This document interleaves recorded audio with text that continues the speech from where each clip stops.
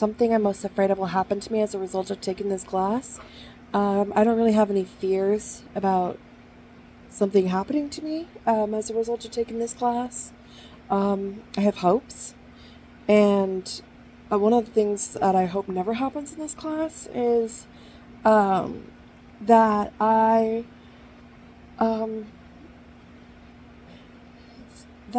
I'm I guess I've got a pretty good handle on things, but I want to say that I hope I'm never offensive. Um, I'm always in a place to be open minded and learn from others. And that's what I wish from this class is to be able to have that discourse in a safe and healthy format for all members involved. The purpose of a class like 339 and what do you think is possible to achieve in this class is just more insight, more self development, more awareness of some of the privileges that go unseen. There are multiple ways that people constitute their identities. If someone asks you what your most important aspects of your identity, I would say I'm a white,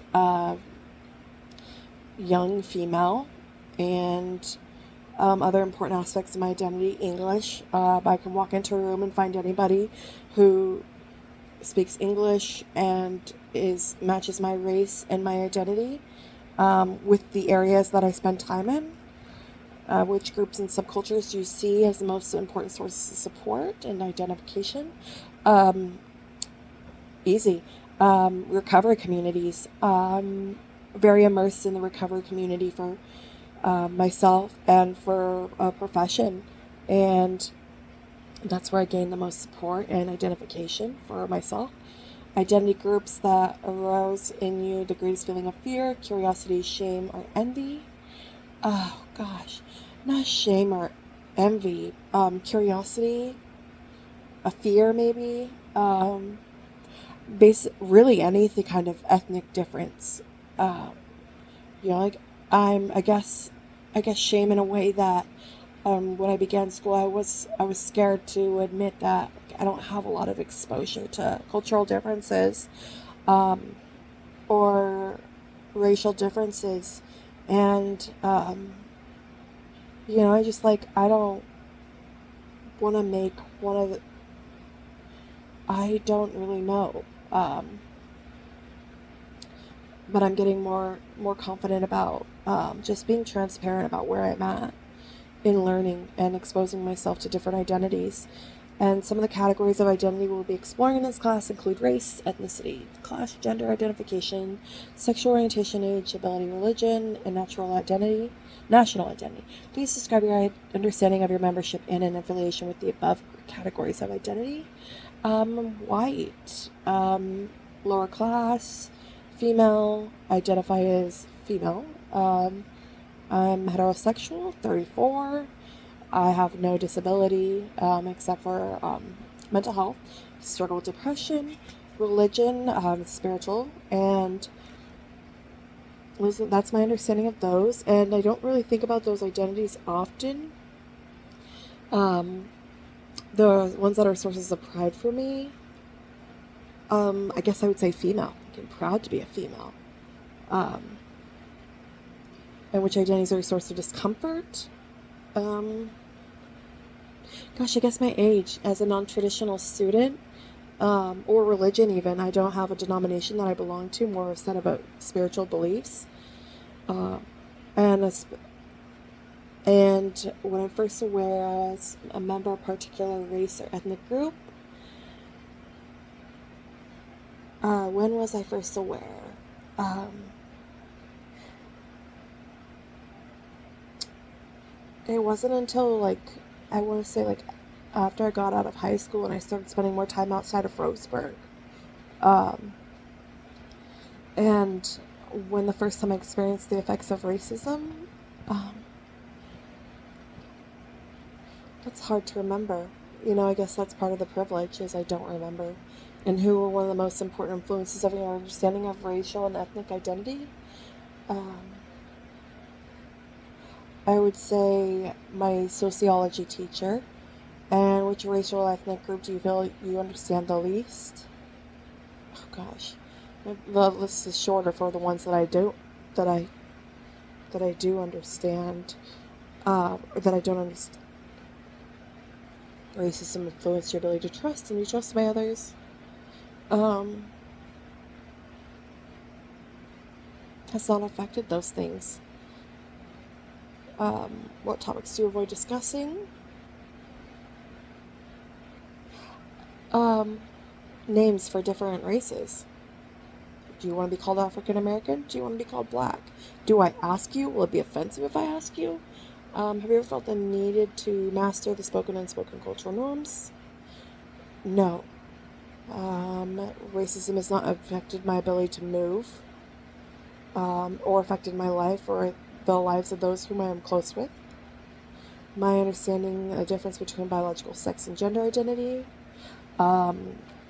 Gender identity is who you identify as, and biological sex is the sex you're assigned at birth by a doctor. The first time you were aware boys and girls are treated differently, oh, that goes way back. My brother has always been treated differently than me. Masculinity and femininity are interchanging. Aspects of those categories are most attractive to you and most are threatening. Neither are threatening. How do you learn to become the gender identity you've chosen to inhabit? Through exposure, social exposure, and have you been asked to identify whether you're a boy or girl? As a child? As an adult? Yes. As a child? No. Have you ever been perceived as of a gender which you don't identify? No. Were you ever told that if you went out alone after dark you would be raped? No. How do you express your gender identity? And are there aspects of your gender identity that you'd like to change? I express my gender identity through my hair, makeup, nails, clothing. And there are aspects that I'd like to change. Sexual orientation.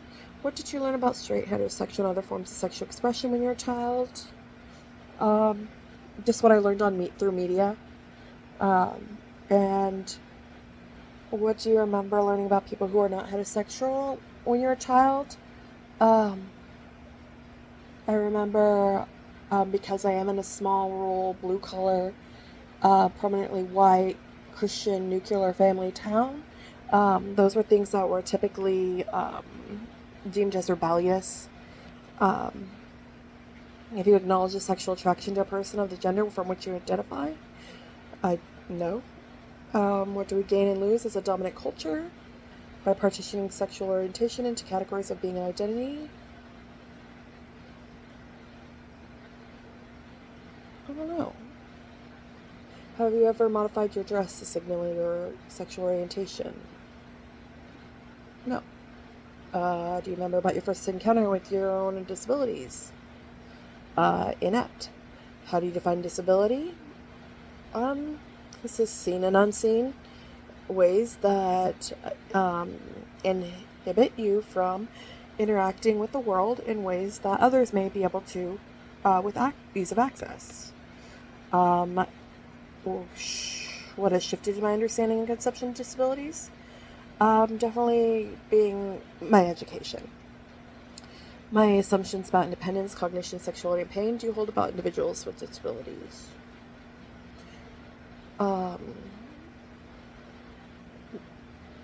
None.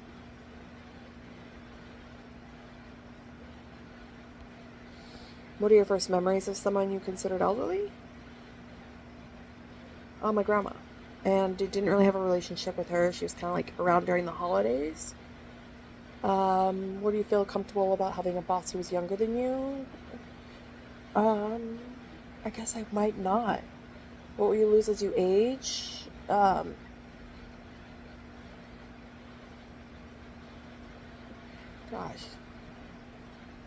Memory, maybe? And I'll gain knowledge. The last time I talked about race, class, ability, sexual orientation, or gender? Today. Have you organized against a social injustice? Yes. What feelings arose in you during this interview?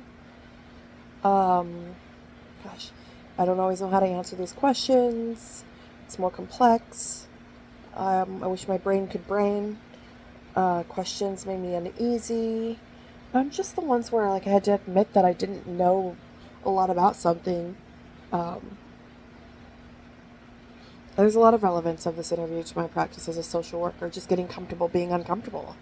And talking about this interview who isn't involved in social work, I haven't.